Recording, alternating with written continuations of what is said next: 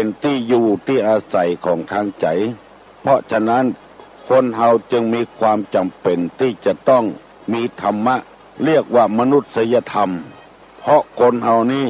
เปิ้นฮ้องกันว่าเป็นสัตว์ที่ประเสริฐฮู้เสาะว่าหากินฮู้ถนอมอาหารฮู้เสาะผ้านุ่งครัวใบฮู้เสาะยาแก้รักษาโรคภัยไข้เจ็บฮู้แปลงที่อยู่ที่อาศัยฮู้เสาะหาเครื่องประดับประดาการฮู้ต่างๆนั้นเป็นการฮู้ต่างนอกฮู้ที่จะอยู่จังใดมีความสุขบานหวานใจอันนั้นจะต้องฮู้โดยธรรมะธรรมโมก่อนที่จะได้นำรายการนี้มาเสนอพี่น้องวงศาคณาญาติทั้งหลายเฮาจะปากันไหว้พระพุทธพระธรรมพระสงฆ์เพื่อเป็นสิริมงคลต่อไปเน้อว่าโดยเน้ออะระหังสัมมาสัมพุทโธภควาพุทธังภควันตังอภิวาเทมิกราบสวากขาโตภควตาธัมโมธัมมังนัมสสามิกราบสุปฏิปันโนภควโตสาวกสังโฆสังฆังนะมามิกราบอันธมยังพุทธัสสะภควโตบุพาภะคณะมะกะลังกะโลมะเสนะโมตัสสะภะคะวะโตอะระหะโตสัมมาสัมพุทธัสสะนะโมตัสสะภะคะวะโตอะระหะโตสัมมาสัมพุทธัสสะ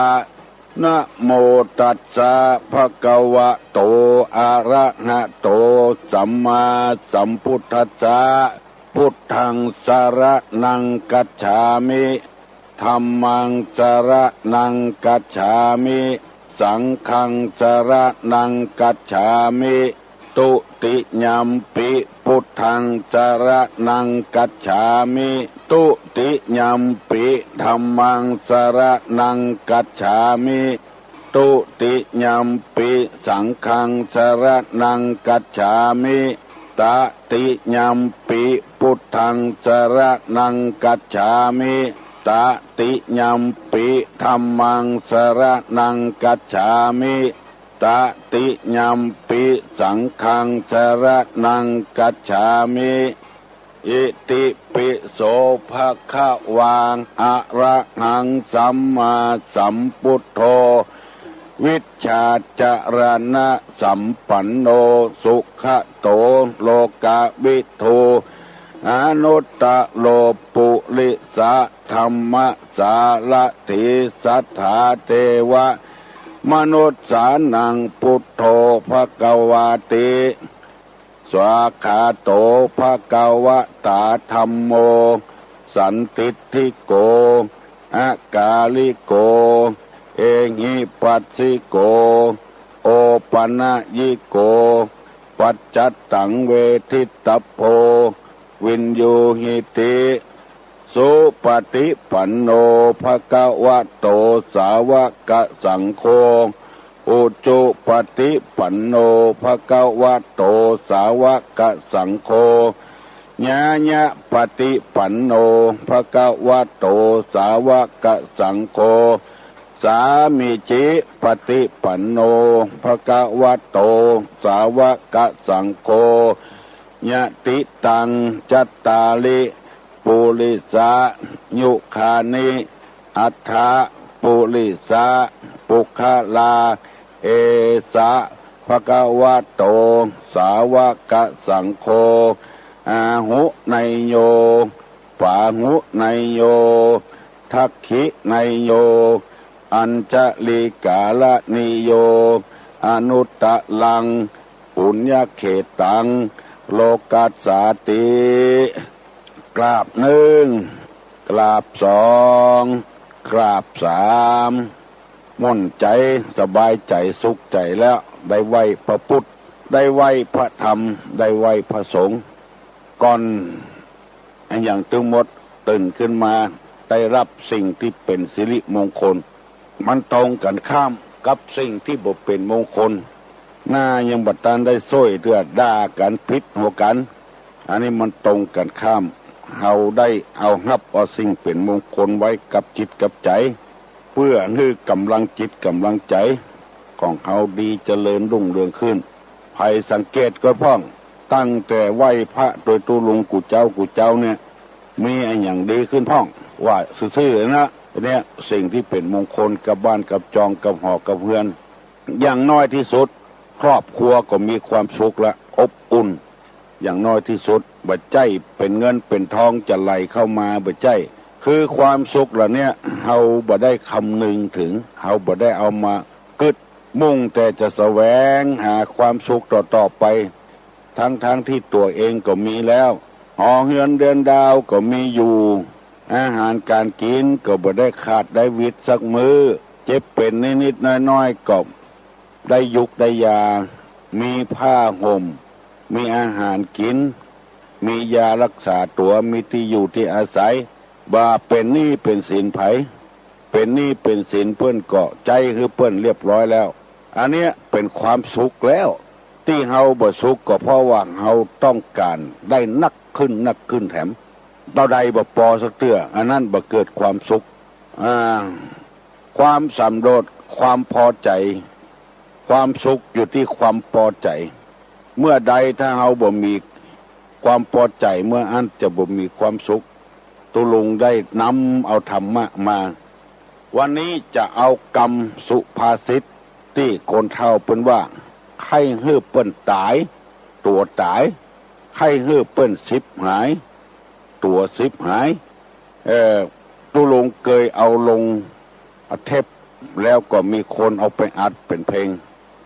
ที่ว่าปอนเนี่ยพระขาวอันนี้จะเล่าให้ฟังแถมกรรมมีเศรษฐีอยู่ใกล้วัดบักกินบัดตาลอย่างสักเตื้อ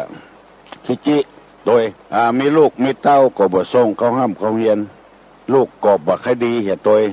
ว่าขี้ค้านเป็นคนขี้ค้านบ่ฮิบ่หาช่วยพ่อช่วยแม่ก็เลยเอาไปส่งเข้าวัดเอาไปเรียนหนังสือหลังวัดก็สอนหนังสือให้ลูกจนพอได้บวชเป็นสามเณรในวัดนั้นมีแม่ชีหลายคนแต่แม่ชีคนหนึ่งเท่าละเพิ่นแม่ชีก็ลุกมาก็ไปบิณฑบาตกายหน้าบ้านเศรษฐีถึงวันเศรษฐีก็บ่ใส่เมื่อบ่ใส่ยังบ่พอแถมจังพระขาวแถมจังแม่ชีแถมโดยบ่มีเหตุบ่มีผลสักอย่างจังเปิ้นว่าเนี่ยคนนี้บ่กึดบ่ล่ำตามสร้างอย่างอยู่กับวัดหากินกับวัดกับวาคนเฮานี้แล่งพอก็แล่งจังกันติ๊กๆวันหนึ่งคิดจะฆ่าแม่ชีอันเนี้ยคือใจมันคิดจะฆ่าละจิตคิดจะฆ่าอุปกมโมทำความเพียรที่จะฆ่าเตนะมรณังสัตว์นั้นตายด้วยความเพียรนั้นก็บอกคือเมียแป่งห่อนึ่งแล้วก็ห่อนึ่งเอายาพิษเข้าใส่เพื่อจะเอาใส่บาตรคือแม่ชีกินห่อนึ่งแล้วตายคือมันแล้วเรื่องไปเหียมันบาดหูบาดตาแล้วไปคนนี้บ่แยกให้กันแล้วก็จังกันแต่วันแม่ชีก็ไปบิณฑบาตกายหน้าบ้านไปเศรษฐีทำแปลงใจดีโอ้แม่ชีเท่ามานี่ก่อนวันนี้จะทำบุญตักบาตรเอาห่อนึ่งใส่บาตรให้แม่ชีแม่ชีก็ปั่นปอนให้ใครให้เปิ้นตายตัวตายใครให้เปิ้นสิบหายตัวสิบหายเนออายุวันโนสุขังพลังแม่ชีนี่ก็ปากบดีตัวพอไปกุมเข้าปิกมา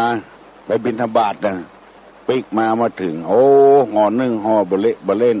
โอ้จะกินมันก็หมดไปเหี่ยจัดนี้เอาไว้กินจัดหน้าดีกว่านะก็เลยเอาไปถวายให้เจ้าอาวาสตุหลวงก็ว่าโอ้ไม่ชี้อาตมาฉันแต่เจ้าละวันนั้นเจ้าอาวาสนี่ธรรมดาต้องพอเปิ้นว่านอนสูงขึ้นนอนคว่ำนอนต่ำขึ้นนอนหงายคือหมายความว่าจะได้หันว่าไผทุกข์ไผสุขจังใดก็เลยห้องพระน้อยเน้นเขาตนใดยังบ่ได้กินข้าวเตื้อกินข้าวงายเตื้อมาห่อนึ่งนี่ไปเน้อปรากฏว่าลูกของเศรษฐีนะที่เป็นเน้นนะลูกขวายเลยเปิ้นไป ได้กินข้าวก็เอาห่อนึ่งไปกินไปฉันโอ้ฉันได้สัก4 กรัม5 กรัมน้ำลายย้อยออกปากเตยตาเลือกตาฟื้นตากหงายลงตายไปเห็นแล้วไปบอกเจ้าอาวาสก็พอโอ้เน้นนี่จะได้นี่ห่อนึ่งเฮียฮั่นโอ้กินห่อนึ่งแล้วตายไปบอกคือพ่อเศรษฐีเสียอกเสียใจนึกว่าจะฆ่าแม่ชีเอาไปมาฆ่าลูกตัวเก่าอันเนี้ยกรรมที่เพิ่นว่าใครให้เพิ่นตายตัวตายใครให้เพิ่นชิบหายตัวชิบหายอันนี้คือจำไว้จะไปไว้เว้นไว้กรรมอย่างกับไผ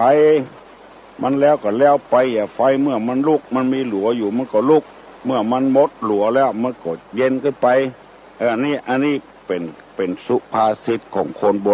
ราณตุลุงจะนำมาเสนอคือพี่น้องทั้งหลายฟังเนี้ยถึงวันเตือนน้อยเป็นข้อคิดนำไปพินิจพิจารณาคือเฮาทั้งหลายได้ช่วยกันปฏิบัติธรรมนักอย่าโลกของเราจะอยู่อย่างมีความสุขบานหวานใจเมื่อตะวานี้นำเอาว่าลักษณะของเพื่อนที่แต้น่ะและที่บัดแต้น่ะที่บัดใจเพื่อนของมาเล่าให้ฟังคือเมื่อตะวานี้เสนอว่าบอกความลับให้แก่เพื่อน2บัดจ้วยปิดความลับของเพื่อน3บัดสรรเสริญการกระทำของเพื่อน4บัดสรรเสริญปัญญาของเพื่อนตุลุงนำมาเสนอปรากฏว่ามีคนตอบได้นักหนาปาป้านวันนี้จะนำมาเสนอแถมว่าเพื่อนที่บัดแต้น่ะเพื่อนของเฮาเนี่ยที่บัดเอาเฮาดีกว่าเนาะเพื่อนของเฮาที่บัดแต้น่ะวันเสนอทำไมนะยินดีในความชิบหายของเฮาเอาเฮาดีกว่าเนาะยินดีความชิบหายของเฮา2บัดยินดีความเจริญของเฮา3ได้อาหารที่ดีมีรสอร่อยมาแล้วบัดนึกถึงเฮา3บัดยินดีอนุเคราะห์เพื่อนของเฮาอนุเคราะห์ของเฮา4 ข้อนะคือจำไว้เนอะยินดีในความชิบหายของเฮา2บัดยินดีในความเจริญของเฮา3ได้อาหารที่มีรสอร่อยแล้วก็บังฮื้อเฮาบัดนึกถึงเฮา4บัดยินดีอนุเคราะห์เฮาอันนี้4อย่างเนี่ยบัดใจมิตรแต่บัดใจมิตรกำแล้วมิตรเทียมกับบัดใจอันยังกับบัดใจสักอย่างเปิ้นว่าถ้าปะใส่คน4 คนนี้จะไปคบมันจะได้อธิบายคือฟังยินดีในความชิบหายของเฮาคือเป็นต้นว่าเฮาไปป่วยกะเนี่ยเจ็บเป็นเย็นอุ่นไปป่วยกะก็นี่ก็คือความชิบหายความเดือดร้อนยินดีตัวที่เฮาได้ตกทุกข์ได้ยากอย่างที่เอาง่ายๆอย่างที่ตุลุงป่วยเนี่ยบางคนก็ยินดียินดีกับป่วยได้ก็ยินดีกับเพราะไอ้อย่างมัวอาจจะใส่ร้ายป้ายสีอย่างหลายอย่างไปยินดีกับเฮาและเหมือนกันถ้าเฮากล้าขายปุตตื่นกายินดีแทนที่มันจะเสียอกเสียใจกับเฮามันก็สมยินดีกลัวเฮาเจริญรุ่งเรืองเหลือมันกลัวเฮาดีเหลือมันคนอย่างเอี้ยบัดนี้คบกันแล้วคบไปก็ไล่บอยบ่มีสาระบ่มีประโยชน์กับคนจากพวกนี้พอเลือกพอมันยินดีความกับชิบหายความชิบหายความเดือดร้อนของเขายินดีกับเขาบ่มีกินบ่มีใจยินดีกับสอบตกอย่างมู้เนี่ยยินดีกับแข่งขันอย่างแล้วก็บ่ได้ทุกเปิ้นนี่อันนี้เปิ้นฮ้องกันว่าบัดใจมิตรแต่ยินดีในความชิบหายของเขา2บัดยินดีในความเจริญรุ่งเรืองของเขาจะได้เป็นอย่างกันอย่างบัดยินดีตัวสักอย่างเนี่ยยังบ่พอซ้ำเติมตัวทำคนแต่นี่เปิ้นยินดีตัวลงเปิ้นได้อย่างเปิ้นมิตรแก้วสหายคำได้อย่างมาช่อดอกไม้กาของขวัญวันเกิดกับวันนั้นอย่างกาหมู่นี้อันนี้ควรคบหาสมาคมได้ยินข่าวแล้วบ่ฮู้บ่มาอันนี้เรียกว่าบัดยินดีในความเจริญของเฮา สามได้อาหารที่มีรสอร่อยมาแล้วลาบ่ได้นึกถึงเขาเนี่ยอันนี้ก็บอกควรคบหาสมาคมได้ของกินดีๆลำๆของใจดีๆลำๆม่วนๆก็บ่นึกถึงเขาแล้วก็คนใดที่นึกถึงบุญคุณพ่องก็ยังแขวนไว้ได้กินได้ใจโดยเพื่อนพ่องลองสังเกตพอคนใดถ้าเป็นคนอย่างนี้ไปมาหาสู่กันนี่ก็ยังดียังแขวนไว้แล้วก็บัญญินดีไม่ยินดีอนุเคราะห์เพื่อนบัดช่วยเหลือช่วยเหลืออย่างเขาสักอย่างต่างหันหน้าหันตากันกันแล้วมูนี้เป็นต้นตุลงได้นำมาบรรยายให้ท่านทั้งหลายฟังว่าโบราณเพิ่นว่าคบคนฮือพอหน้าซื้อผ้าฮือพอสีเนี่ยมันจะเปิงกับเฮากาบ่เปิงกับเฮากานับได้นับซื้อไปใส่ไปเลยมันก็บ่เหมาะอย่างที่เฮาหันตัวดำคิมีนุ่งเตียวแดงเนี่ยมันบ่เปิงกับตัวเองใส่ผ้าขาวเนี่ยมันก็จะขาวตัวพ่องตัวต่ำอยู่หันละตะคอกอยู่หันแล้วไปซื้อเสื้อแสงตั้งต่ำตั้งขวางมันนุ่งแถมต่ำยังบ่ปอซื้อเสื้อแสงตั้งขวางมันนุ่งแถมช้ำต่ำประคอกประแถมหน้าที่จะซื้อเสื้อแสงตั้งมันนุ่งมันจะได้ส่งยืดขึ้นแถมน้อยเอาซื้อเสื้อแสงตั้งขวางมันนุ่งแถมมันบ่เปิงกับตัวคบคนบ่พอหน้าซื้อผ้าบ่พอสีตัวลุงจะเล่าเรื่องตลกให้ฟังมีแม่ออกแม่แก้วตั้งประฝางพวกโอ้ตัวลุงเล่าเรื่องตลกให้ฟังว่างกันกับเรื่องหวยให้กับเรื่องเวสสันตระเอาไว้สักวันก่อนวันนี้ตัวลุงเป็นวัดเว้ยกึดอย่างบ่ให้ออกเป็นวัดได้2 วันละเสียงก่อนใครอัดไปมีคนหนึ่งมันเป็นเวรเป็นกรรมมีตัวระสูงไปได้ผัวต่ำอยู่ด้วยกันมาปัจจัยเนี่ยคิมมิ่งเนี่ยวันหนึ่งผัวมันไปดังไฟกับไฟควายคือควายหิ่งไฟแล้วบ่าวมาเอียงสาวก็เลยไปถามว่าไอ้น้อยอันนั้นปี้คิงไม่ทั้งที่เป็นเมียไปถามปี้ปองอย่างบ้าเมียหาเมียมันตัวมันต่ำโอ้อยู่ต่อมาปากว่ามีลูกคนเป็นปัจจัยเชื้อป่อมันทำเมาะต่ำเต้าเดียวกับถึงป่อมันนะอยู่ไปมันเข้าอันใดเป็นลูกเป็นป่อบ่คงรู้จักละเตื้อก็ห้องจะมาใจน้อยเหลียวมานวดว่องเลยว่าจังใดก็จังว่าน้อยไปห้องผัวไปไอ้น้อยเมื่อคืนนอนด้วยกันนะลูกมันก็นอนเพิกนึ่งป่อมันก็นอนเพิกนึ่งด้วยกันวันกูเตื้อนี่ก่อนจะเอานอนด้วยกันเนี่ยเอาลูกไปเยี่ยวให้ก่อนวันนั้นเสียลืมไปเปียแขนเอาอุ้มไปเยี่ยวเอานั่งหูจ้องนั่งหลังตีนนั่งหูจ้องแล้วก่อนเพิ่มปัจจัยมีห้องน้ำยังบ่เดียวเอานั่งหูจ้องเขซี่ประเมินปอไก่อย่างใดก็บ่เยี่ยวซี่อย่างใดก็เยี่ยวโหไอ้นี้อย่างใดบาถึงวันอย่างเยี่ยววันนี้ยังบ่เยี่ยวเอามือเขาสวามไปสวามมาสวามกับไฟปัดกับไฟ2 พอเป็นไปใจลูกพระสกรรมสัตว์ลงกันมาขี้ไปเยี่ยวยังบ่หนีไปนอนให้แสบปล่อยละกันคนเดียวคนเท่าถูกได้ก่อนการมาคนเดียวต้องก้มการโดยจมตัวเอาหับไปน้ำเอาหับมาบ่อันเนี้ยคนต่ำมันเป็นตำเมียมันน่ะไปซื้อเสียแสงต่างขวาง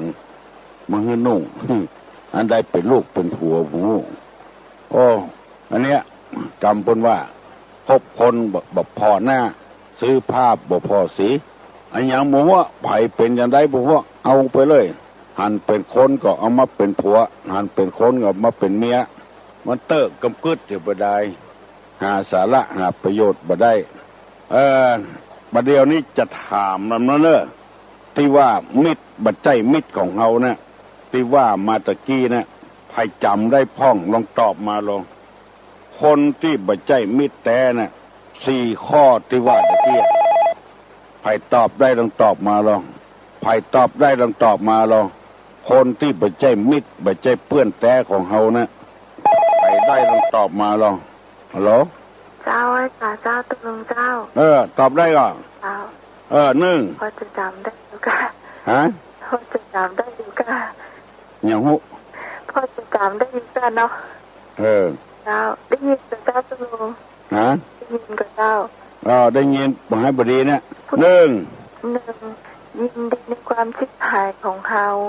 1ยินดีความชิบหายของเฮา2บ่ยินดีในความเจริญของเฮา2บ่ยินดีในความเจริญของเฮา3ได้อาหารรสอร่อยบ่นึกถึงเฮาได้อาหารดีแล้วบ่นึกถึงเฮาตลอดถึงของใจของสอยหมด4บ่ยินดีอนุเคราะห์เพื่อนของเฮาบ่ยินดีอนุเคราะห์ในเพื่อนของเฮาถูกต้องอ่ะเด้อมีหยังเสนอก็วันนี้ยังเจ้ายินดีเนอะน้องพิษสมัยบ้านดอนตันตำบลเมืองแก้วอำเภอแม่ริมได้หมดถึง4 ข้อประเดี๋ยวนี้มัน6 โมงครึ่งแล้วเนอะไผ่ยังบ่ลุกเนอะลุกเจ้าการที่ลูกขวายนี่เป็นว่าเป็นธาตุของตัวเก่าเป็นธาตุของอารมณ์คำว่าธาตุนี่ก็คือขี้ข้าสมัยสมบูรณาญาสิทธิราชนี่ต้องไปเป็นขี้ข้าเปิ้นสุดแล้วแต่เปิ้นจะใจสตางก็บ่ฮื้อกินฮื้อใจฮื้อนอนฮื้ออย่างนั้นน่ะเป็นธาตุของเปิ้นมันมีอิสระมันมีเสรีภาพถ้าคนใดเป็นขี้ข้าธาตุตัวเก่ารับเลิกแล้วก็ลูกขวายรับเลิกลูกเจ้าได้เป็นเจ้างัวหลายรับเลิกลูกขวายถูกไม่แซ่ไหวเมื่อเจ้าคนโบราณเป็นว่าอยู่วัดในหูเรื่องในสมัยตะกอนนะในสมัยตะกอนนี่คนใดลูกขวายเอาน้ำบ่ฮื้อกินข้าวง่ายเอาไม้แซ่ไล่เคี่ยนขำที่นอนลูกขวายนี่ไม่ได้ต้องลูกเจ้าตู้ลุงโดนมาแล้วครูบาอาจารย์เอาน้ำประตูเปียกประตูเปเสียนรับต่อก็บ่ได้ละเปิ้นฝึกให้เอาลูกเจ้า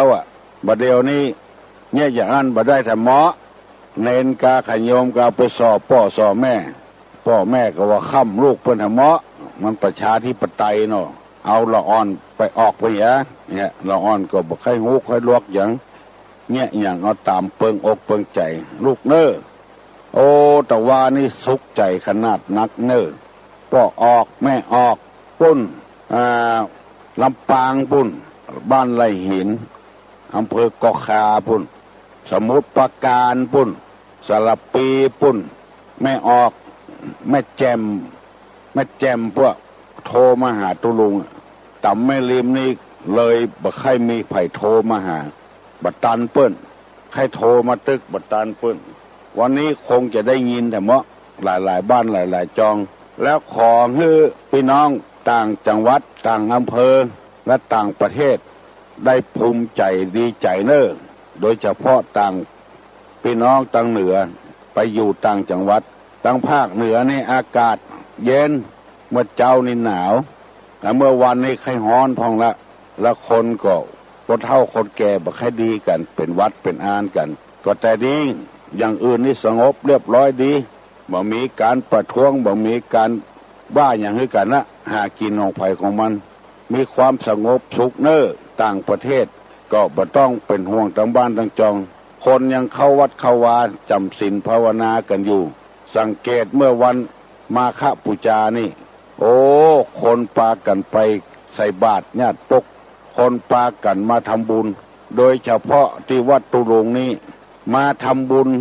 ไถ่ถอนชีวิตสัตว์พ่องทำบุญลงศพเพื่อคนยากคนจนพ่องเอาผ้าเอาครัวที่ใจแล้วบ่มีที่ไว้ซักรีดเดี๋ยวเอาใส่กล่องเอามามอบให้ตุลุงโอ้คนไหลมาบักขาดอีเตอะบักขาดเต็มบัดเต็มบาเหมือนกันนะโ อุดมสมบูรณ์ดีอาหารการกินดีข้าวน้ำปัจจัยดีผลละหมากรากไม้มาเดียวนี้ลำไยมะม่วงกำลังเริ่มจ่อขึ้นแถมละเมื่อสบายใจเนอะหิหาไปติ๊กๆเอาสตางค์มาเลี้ยงลูกเลี้ยงเบี้ยทางบ้านจะไปขึ้นเติงหามาเดียวนี้น้องพิสมัยได้ตอบคำถามตุลุงไปแล้วเมื่อเจ้านี่เปิดวิทยุฟังเมื่อ5 โมงโอ้พอดีไปจับใส่เจ้าคุณวัดดอยสุเทพเจ้าคุณลาดเปิ้นเทศเรื่องนิพพานนังปรมังสุขังม้วนกำเทศของเปิ้นเจ้าคุณองค์นี้นี่เป็นเขาจะว่าไปว่ามานี่ก็เป็นตนบุญตนหนึ่งนะกึดไอ้อย่างถูกต้องหมดแต่ก่อนในวิสาขาปูจานี่ขึ้นดอยสุเทพมีก็ละอ่อนไปกอดไปหวันไปไอ้อย่างไปแล้วก็ไปแจ้งให้ทำไม่อย่างไปแผ่วแล้วก็ควายมาน้อยก็พากันเดินลงจากนั้นนะบ่ได้ไปทำบุญทำทานอย่างบัดเดี๋ยวนี้เป็นจัดเป็นอำเภอแห่แห่นแต่นแต้กันขึ้นไปมากซุ่มมากเบ่งกันจัดกันเป็นอำเภอขึ้นไปถึงหั่นอำเภอนั้นต่อแห่กันขึ้นไปเจ้าคุณเนี่ยเป็นผู้ที่เริ่มคิดนวัดดีขนาดขึ้นดอยสุเทพบัดเดียวคนเฒ่าคนแก่ก็ขึ้นได้ละเพิ่นมีลิฟต์มีรถรางขึ้นกำเดียวนะ2 นาทีก็แผ่วละ2 นาทีก็แผ่วละสำหรับคนที่เตียวบ่ได้อย่างบ่ได้ก็ขึ้นได้ไปไหว้ธาตุได้มีรถเข็นคือประจำเข็นขึ้นไปยูขึ้นไปสะดวกสบายเอาหลายอย่างสร้างวัดสร้างวาแถมเป็น5-6 วัดปุ่นแล้วบัดเดี๋ยวได้ยินข่าวก็ตั้งประตูเชียงใหม่ปุ่นแถมว่าจะได้ฟื้นขึ้นมาวัดเก่าวัดแก่มีทุเจ้าอยู่ประจำละโอ้อุดมสมบูรณ์คนงานก็หูกรรมสั่งกรรมสอนว่ามีปฏิกิริยาเลี้ยงคนนี่ก็เลี้ยงแท้ๆผลงานมีเป็น100-200ปุ่นช่วยกันเมื่อเจ้ามาก็ออกอากาศแถมตุลุงได้ฟังแต่เจ้าจับอกจับใจแต่อู้ถึงนิพพานเมื่อ5 โมงแต่เจ้าใครโหว่าไผ่ฟังตุลุงไผ่มีปัญหาให้อย่างกับอกกับใจจะใดจะหนึ่งก็โทรมาหาตุลุงเนอะ121-058นี่นะง่าย121-058นี่ง่ายมันไม่จะยากตัวใดโทรมาเด้อแล้วตุลุงจะได้ตอบเมื่อตะวานี่มีคนถามว่าเอาเผาผีตั้งเหนือเฮานี่ถือกับวัน9 กล่องวันเดียวเนาะ9 กล่องลองปืนดอกปืนได้สุกปักรับได้รับตายความได้ใส่เจ้าใส่เสียใต้เปล่ายี่เปียงแล้วก็9 กล่องแถมออก1 ค่ำ9 กล่อง2 ค่ำก็ลองปืนเนี่ยวันใดเป็นวัน9 กล่องบอกเผาผีแต่วันศุกร์วันอะไรอย่างนี้มันเป็นเรื่องถือทั้งใต้พุ่นแล้วเพิ่นบ่ถือวัน9 กล่องอย่างเฮาก็ถือของเฮาเนี่ยฮีดเก่าหวยเดิมเนี่ยเอาวัน9 กล่องอย่างเดียวแล้วถามแถมว่าเฮาเป็นคนดิบบ่ลังตันเผาผีเป็นบาปก็บ่เป็นเพราะว่าวิญญาณออกจากร่างไปแล้วถ้าเผาคนเป็นนี่ก็จะปีอยู่ฮัลโหลพ่อสาเจ้าอยากทราบว่าวัน9 กล่องนี่มันเป็นอย่างไรเจ้าเขานับเป็นอย่างไรเจ้าเขารู้เลยว่าวันใดเป็นวัน9 กล่องเจ้าถามเอาก็มาวัน9 กล่องเนี่ยเป็นนับอย่างไรเจ้าบัดเดียวนี่เนี่ยเพิ่นมีปฏิทินแล้วเนอะเจ้าเพิ่นมีปฏิทินแล้วปฏิทินปื้นเมืองน่ะเพิ่นห้องปกตื่นเพิ่นมีขายเนอะเจ้าแล้วยังไงทุกวันนี้เขาจะนับได้อย่างไรเขาจะโฮได้อย่างไรเจ้าถึงวันนี้เขาจะนับอย่างไรที่นี่บ่ได้เว้ยมันเปิ้นต้องเอาบวกลบคูณหารเนี่ยก่อนเจ้าอันนั้นครับเอาทิฏฐิวันทิฏฐิอย่างมาบวกก่อนเช่นจะได้นะบัดเดี๋ยวนี้มีสำเร็จแล้วมีตำวัดตำวาน่ะเพิ่นถึงเขียนว่าวันนี้วัน9 กล่องเนอะลองปืนเนอะวันหัวเลี้ยงหมอนเนอะอย่างเงี้ยหาได้คนเดียวละบ่ต้องไปเปิ้งไผละฝากตำรวจเป็นร้านนะเจ้าอยู่ที่ไหนอ่ะจากกุฏิเจ้าจากกุฏิเจ้าอำเภอลีเจ้าพระสิงห์อำเภอลีเจ้าลีเป็นห้องหัวลีเจ้าหัวลิ้นลีเจ้าอำเภอลีโอ้อำเภอลีปุ่นเจ้า เออโหไก่แต่ไก่ว่าแต่ เจ้า ฟังถึงวันเหรอ เจ้าถึงวันเลยเจ้าแล้วก็ โอ้ ทิ้งไว้เลยเจ้าจะติดเพื่อฟังทุกชั่วโมงเลยเจ้า เออ เจ้าขอบคุณนะเจ้า ยินดีเนอะ เจ้า อำเภอลีปุ่นปนนับจะใดที่วัดนี่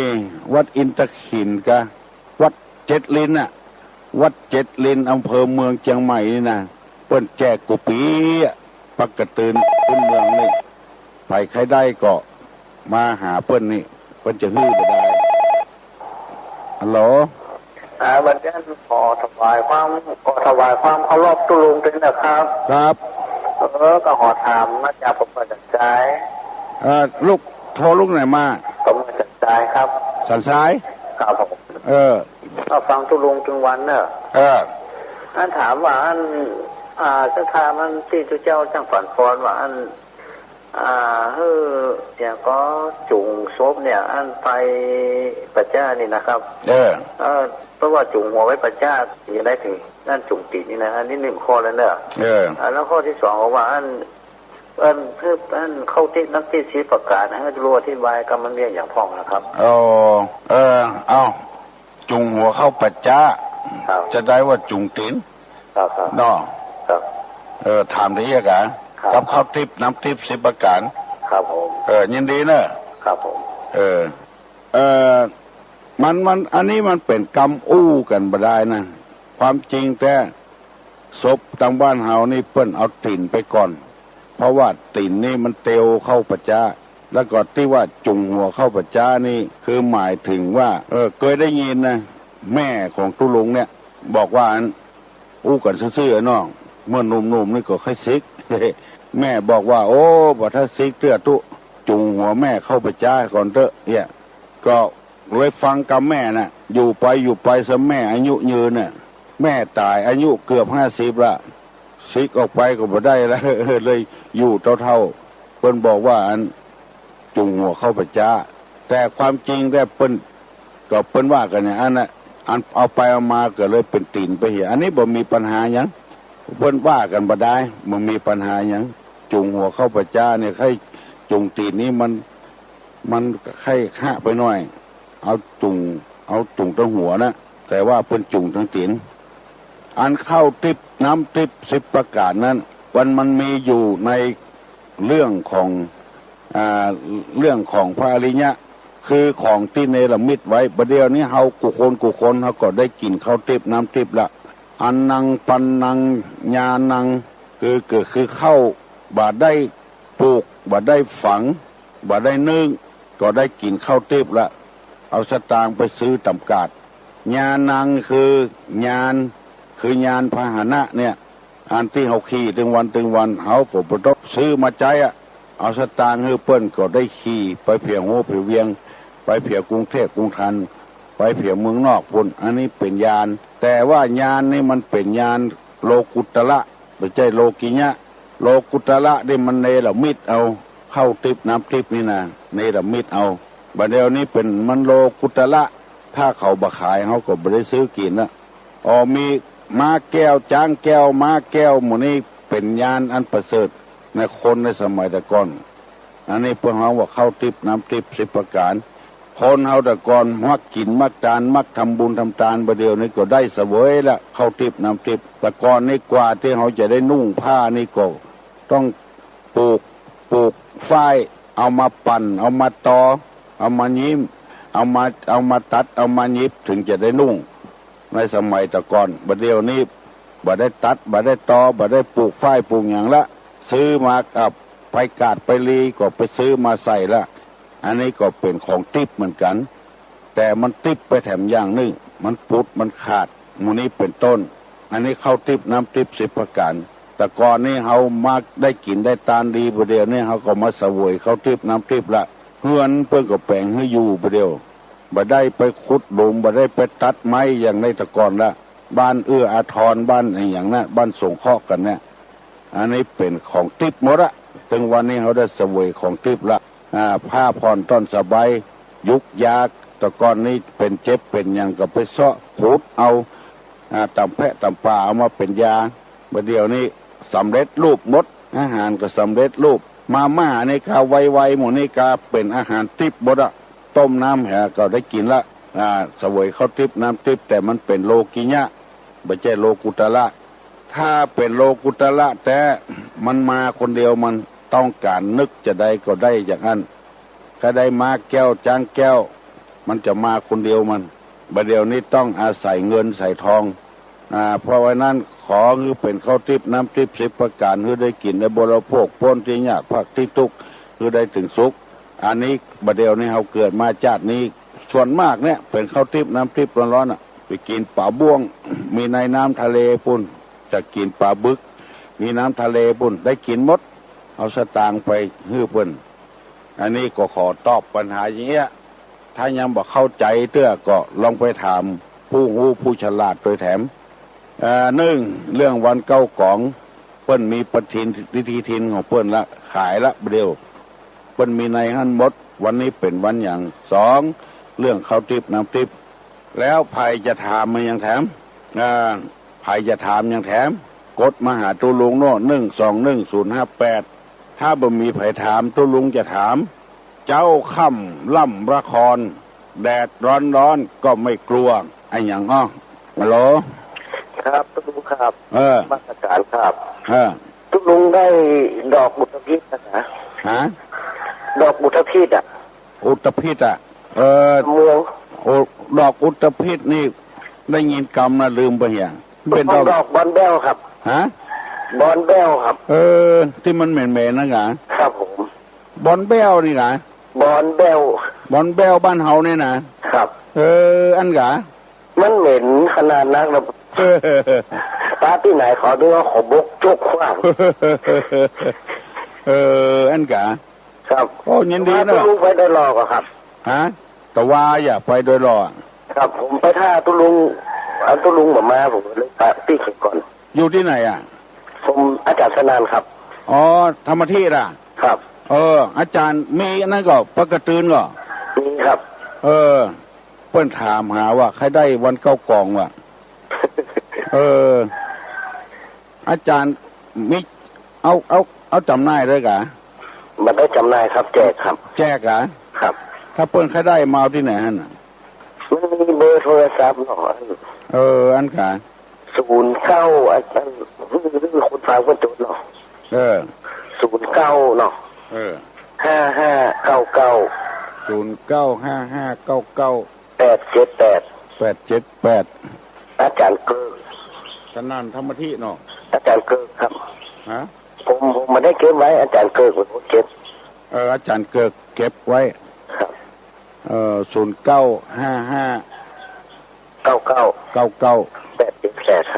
ครับยินดีนะอาจารย์ครับผมครับอาจารย์มันเป็นดอกบอนแบลเนาะครับมันเหม็นครับยินดีนะครับนมัสการตัวลุงหมูใบหมูบอดดอกอุตภิษคือดอกบอนแบลโอ้ยินดีกับอาจารย์สนั่นธรรมทิไปตอบได้พ่องเช้าค่ำร่ำละครแดดร้อนก็ไม่กลัวฮัลโหลการครับบ่เคยได้ยินทีเว้ยขอเฉลยปัญหาให้น้องป๊อปหน่อยนะเฉลยปัญหาให้น้องป๊อปพ่อยบ่ฮักพักบ่ห้อยเลยนั่นตุลุงครับพ่อยแล้วบ่ฮักเขาพ่อยบ่ฮักพักบ่ห้อยครับเฉลยเป็นห้อยเนาะครับผมยินดีนะครับผมมาโอ้กันสนั่นปันปืนไปบ่ได้สักคนครับพ่อยแล้วบ่ฮักพักบ่ห้อยยินดีครับผมพ่อยบ่ฮักพักบ่ห้อยขอบคุณนักน้องป๊อบฟังเนี่ยพ่อยบ่ฮักพักบ่ห้อยเช้าค่ำรำละครแดดร้อนก็ไม่เข้ามาจากสระปีเจ้าละปี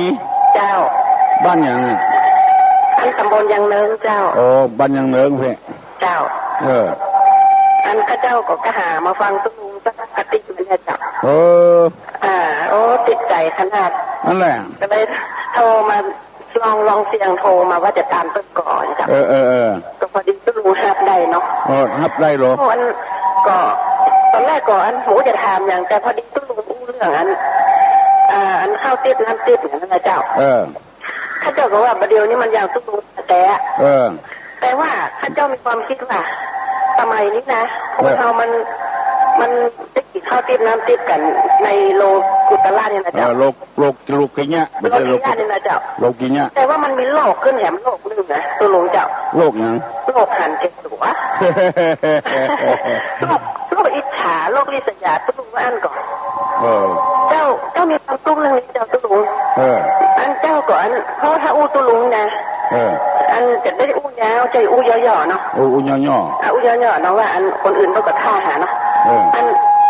ข้าเจ้านี่นะเป็นลูกเกาเนาะเป็นลูกเกาแม่ข้าเจ้านี่นะเป็นโรคชนิดหนึ่งคือต้องห้องลมเป็นเดือนนี่เนาะ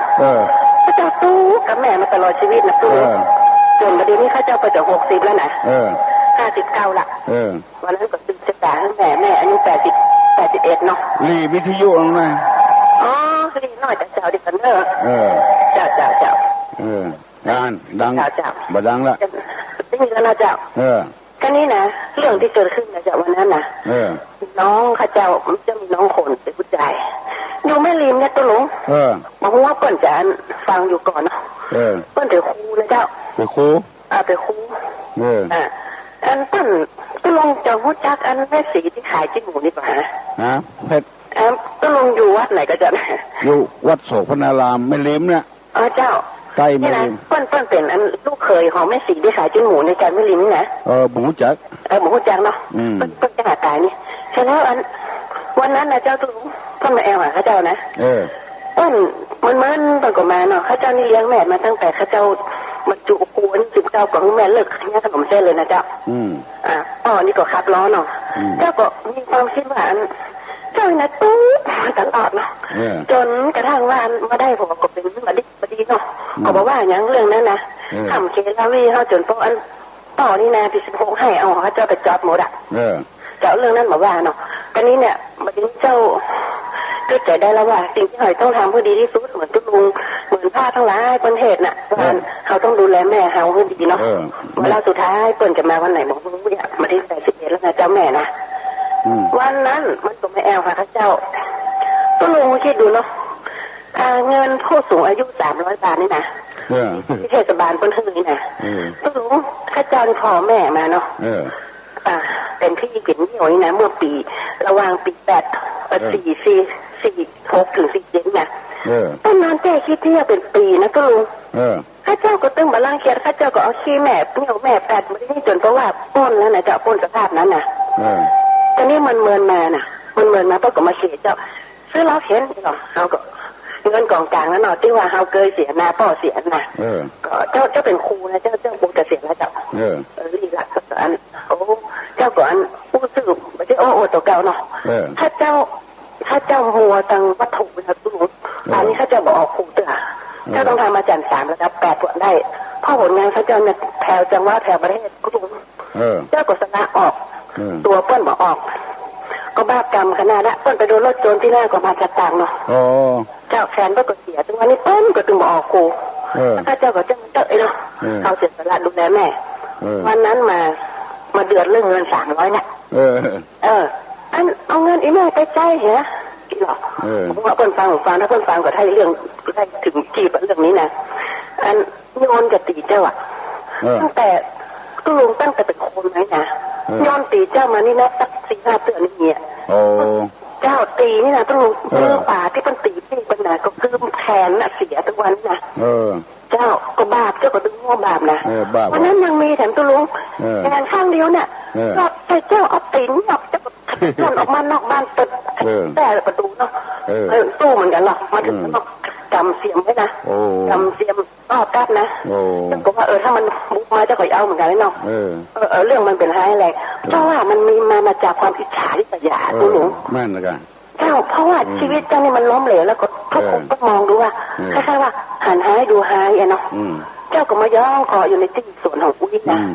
สร้างขึ้นมาตุลุงเมื่อก่อนนี้บ้านอย่างดีผมว่าก็ทลายไปเนาะเดี๋ยวมาย่องคออยู่ก็ลูกดีขึ้นลูกเต้าก็มีลูกผู้หญิง2 คนเพิ่นก็ ถ้าจะเป็นบุญอันนั้นที่เขาสร้างไว้น่ะลูกก็พระเจ้ามันก็เอาไปคนที่เป็นนั้นทำงานได้กรุงเทพเนาะแอมคนก็เป็นแอร์โฮสเตสอยู่กันในไทยจ้ะก็บรรทุกมันเนี่ยคืออันลูกนี่จะใช่นี่คือป่อมดเลยเนาะอันนั้นก็ไปเห็นปูนนึงเนาะแต่เรื่องด่วนๆที่เนี่ยที่เรื่องที่โยนจะตีเจ้าเนี่ยเจ้าก็ว่ามันคงมาจากโรคอิจฉามันก็ตุ้ลุงแม่น่ะโรคลิษยาที่ว่าเจ้าก็ว่าเจ้าทำความดีมาตลอดแพลวแม่นะเจ้าแม่เขาเจ้านี่นะต้นเป็นลูกคนเก่าเนาะมีน้องอยู่6 คนตายไปโคนเมื่อละเหลือ5 คนตุ้ลุงคิดดูเนาะเขาเจ้าน้อยใจนะแม่แจ้แค่เจ้าเนี่ยอยู่ประมาณเป็นปีเนี่ยนะบางคนนี่เพิ่นมาขึ้นมาเยี่ยมเลยเพราะว่าเหม็นขี้เหม็นเยี่ยวเจ้าก็น้อยใจเนาะมันนักตุ้ลุงเจ้าก็เลยวันนั้นเจ้าก็ตุ้ลุงนะเรื่องด่วนๆนี่บางทีเจ้าก็ถามตุ้ลุงเนาะมันมีบางอย่างนะเจ้าซื้อจะต่างให้แม่วันที่14 มกราเนาะพอตกวันที่24 มกรานะเขาเจ้าน้องนะผู้ชายคนหนึ่งเนาะก็มาตกก็ไม่ตายอายุเต่าตุ้ลุง12เจ้าว่ามันจะมีอย่างก็หายเนาะแล้วแม่นี่ก็ปวดจะมีอาการเหมือนผีเข้านะตุ้ลุงทั่วนี่นะเดี๋ยวนี้ก็ดีมาไอ้เจ้าก็เฝ้าไปเยอะนี่ตี 1 ตี 2พอดีก็บุญเหมือนกันว่าแม่เปิ้นตื่นเปิ้นอย่างเขาก็ได้เสาะหาเปิ้นตามหาเขาบอกว่าจะจากเขาวันไหนเนาะแล้วทีนี้เนี่ยนะแต่ละคนเนี่ยเจ้าประกาศตึกแล้วนับเลยเพราะว่าบางคนนี่นะมันเขาน้อยใจเนาะวันนั้นศพนะทนตกต้นไม้นี่กะก็บอกว่าเจ้าขอฝากแม่สักวันเนอะเจ้าก็มีการลูกสบายอยู่โรงพยาบาลลูกคนที่แดงกรุงเทพนะโรงพยาบาลเชียงใหม่รามขอเฝ้าสักวันเปิดไปเอามาเนอะพอเอามาแล้วเจ้ามันความเครียดแล้วนะคุณลุงเนาะคุณลุงเนาะบอกแย่กะเก็บไปท่านก่อนแรงมาถึงปกติเดือดโต๊ะนี่มันมี4 วันแล้วเราไปแค่วันแรกวันที่2เนี่ยแถม2 วันเราเจอเปิ้นได้เปิ้นกันว่าเราแบบใส่ใจโต๊ะแย่กะเสร็จแล้วกดเอ็กซ์เขาก็ประกาศส่งทางมาตุ้ลุงเจ้าบอกไปกินข้าวบ้านโซบเลยอ่ะเพราะว่าเป็นคนที่ถี่พอสมควรเพราะว่าเขาญาติดีมาตลอดตุ้ลุงแล้วเขาเนี่ยมาแจ้งพระพุทธเจ้าเตือนเนี่ยมันจึงมีความโกรธตุ้ลุงความโกรธเนี่ยถ้าเจ้าบอกว่าจะเอาออกได้อย่างไรอ่ะตุ้ลุงลองแนะนำแล้วเจ้าติยนะเจ้าขอบคุณเจ้าดีนะเจ้าครับบัดย่อสักคำได้เจ้าพิสดารกันแล้วเอาละเรื่องความโกรธนี่นะมันเป็นอารมณ์ที่เสียทำมือเครียดพระพุทธเจ้าว่าโลภ1โกรธ1โลภะโทสะโมหะความโลภความโกรธความหลงเป็นอารมณ์ที่ร้ายเป็นกิเลสเนี่ยจะได้บือโกรธนี่สำหรับปุถุชนเขานี่ถึงอู้ยากหน่อยถ้าเป็นพระอริยะก็อู้ง่ายหน่อยถ้าคนได้ฝึกฝนมาแล้วมันเป็นอารมณ์ที่เสียเพิ่นบอกว่าความโกรธเนี่ยมันเหมือนกับขอโทษเถอะไก่เน่ากับแมวเน่ากันสมมติว่าพี่น้องพิษหัวกันนี่บ่ถูกบ่ร่วมกันก็ดีก็ว่าคนต่างบ้านต่างจองก็ดีแล้วมีอยู่ใกล้บ้านเฮาเนี่ยพี่น้องก็เหมือนกับคนอยู่ใกล้บ้านเฮาเขาก็จะต้องอดเอากระเด็กเด้อขอฮับไว้กำเดียวฮัลโหลฮับโทรศัพท์ฮัลโหลค่ะวันดีเจ้าตุ้ลุงอู้อยู่แหละเจ้าข้ากำลังอู้อยู่เจ้าเจ้าโทรจากไหนมาโทรจากสมุทรปราการเจ้าโอ้ทิศตะวันเจ้าโอ้ได้ยินอยู่บ่ได้ยินเจ้านี่ก็ฟังอยู่เจ้าโอ้ดีเนอะเจ้าบ้านเฮาสบายดีนะเนอะเจ้าเพราะว่าจัดรายการมูตั้งเหนือแถวนี้นักเจ้าเขาฟังจัดรายการวิทยุชุมชนอยู่เจ้าเขาฟังตุ้ลุงเหรอฟังในเน็ตนี่น่าจะฟังเจ้าแต่ที่ข้าเจ้าจัดนี่เป็นวิทยุชุมชนเจ้าแล้วตั้งเหนือเจ้าแล้วถ่ายทอดก่อนถ่ายทอดเจ้าถ่ายทอดทั่วจังหวัดนะเจ้าจัด4 ชั่วโมงเจ้าสมุติประการน่ะเจ้าอยากให้แบบก่อนสอนพวกพ่อแม่พี่น้องที่มาอยู่ต่างถิ่นน่ะเจ้าสอนใจคติสอนใจยังเป็นตั้งเหนือเฮาอ่ะเจ้าเขาได้กำกรกำข้าวกำเกลือกำเจ้าจะมาเผยแพร่เนาะเจ้าอยากให้แฟนลูกศิษย์ลุงส่งแฟกมาให้ตัวส่งไปละยังเจ้ายังไม่ได้บอก อยากจะบอกกับเจ้าอยากจะบอกจะฝากบอกกับว่าจะให้ออกน้ำไม้นี่ให้ตัวลุงส่งบอกไว้เนาะเจ้าส่งไปที่ไหนหมูอ่ะเจ้าส่งมาที่ร้านก็ได้เจ้าพ่อขายซีดีตั้งเหนืออยู่แล้วเจ้าทำกิจการขายเสื้อผ้าตั้งเหนือด้วยเจ้าดีแค่ดีเจ้าขายเสื้อผ้าตั้งเหนือเพื่อเพิ่นส่งแฟตไปเฮ้เนาะเจ้าก็แฟตก็02นี่เจ้า389ปากกาตู้ลุงผมจะหามีเรียกก่อนมาออกสดๆนี่บ่ได้เอาอย่างมาสักอย่างเจ้า02เจ้า38902ว่าอย่างไร389เจ้า389 5716เจ้า5716เจ้าหรือว่าโทรมาก่อนก็ได้เจ้าโทรมาก่อนนี่เนาะเจ้าเบอร์02เจ้า02เจ้า702 7362เจ้ากันเดียวเนอะ02702แล้วก็7362เจ้าจะได้มาสอนมาสั่งมาอยู่ต่างถิ่นเนาะเจ้าคือหอดคือเติงหาบ้านเกิดนึกถึงพ่อนึกถึงแม่จะได้มาสอนมาสั่งเจ้าเจ้าคือถึงพ่อหาแม่เนาะเจ้านมัสการเจ้าคุณเจ้าโชคดีนะเจ้าขอบคุณเจ้าสวัสดีเจ้าโทรมาจากสมุทรปราการแล้วก็ขอเฮือน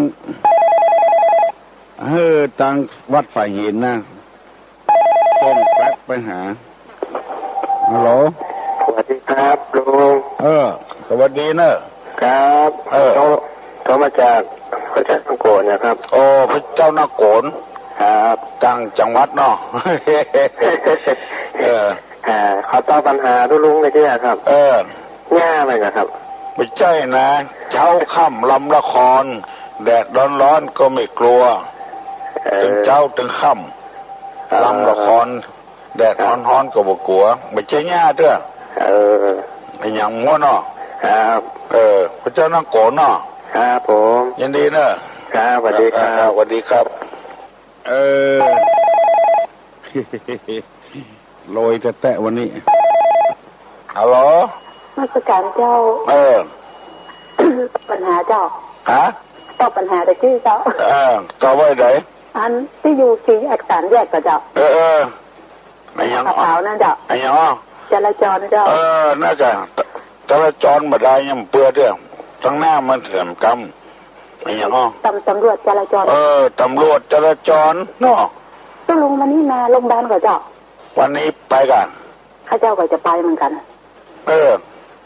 โทรลูกไหนมาสนามบินเจ้าเก่านะเจ้าสนามบินเจ้าเก่านะเนาะวันนี้ว่าได้ไปทำงานเจ้าตู้ลุงปัญหาชีวิตนอกเนาะหัวเจ้าปวดหัวถ้าอย่างใดการนมัสการเจ้าบรรลุกวนแล้วเจ้าโชคดีนะเจ้าอันเดี๋ยวนี้มัน7:00ป่ายไปแล้วอู้ไปอู้มาม่วนเข้าอันมาทำละเอาใจกันอย่ากำดักปิ้งละมาทำละฮัลโหลเจ้าเจ้าวันนี้เจ้าโทรมาจากไหนฮัลโหล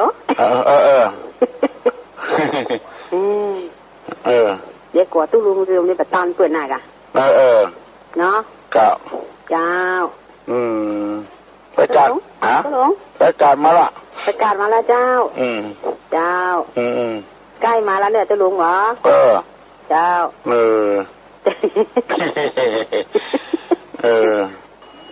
จกดีเนอะเจ้าจำได้แล้วนะตู้ลุงเนอะจำได้กันเจ้าแข่งกระด้างนะไปซื้อแข่งกระด้างเอามาอุ้มกินโทรมาตู้ลุงโตมาหาตู้ลุงมาได้เนอะโทรมาเยี่ยมมาได้เนาะเจ้ายินดีเนอะเจ้าใจดีเจ้าบ้านคนโทรหลายขนาดนะตู้ลุงนะเจ้าบัดตันเปิ้นตู้ลุงเลยแก่บัดตันอู้ยาวตู้ลุงแท้ตู้ลุงเปิ้นอู้ยาวได้ตู้ลุงได้ย่ออย่างเปิ้นย่อดูเจ้า นาดขนาดด้วยลุงขนาดโดยย่อแล้วนะเหรอโดยย่อเจ๊น้องป่าแล้วจะลุงได้หมดเวลาแล้วเหรอหมดเวลาละเจ้าครับเจ้าครับ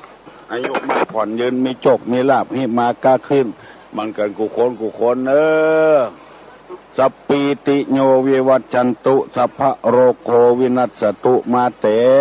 ภวะตนตะราโยสุขีติคายุโกภวะอภิวาธนะสีริชนิจังวุธาปจายิโนจัตตาโลธรรมาวัฏันติอายุวันโนสุขังพลัง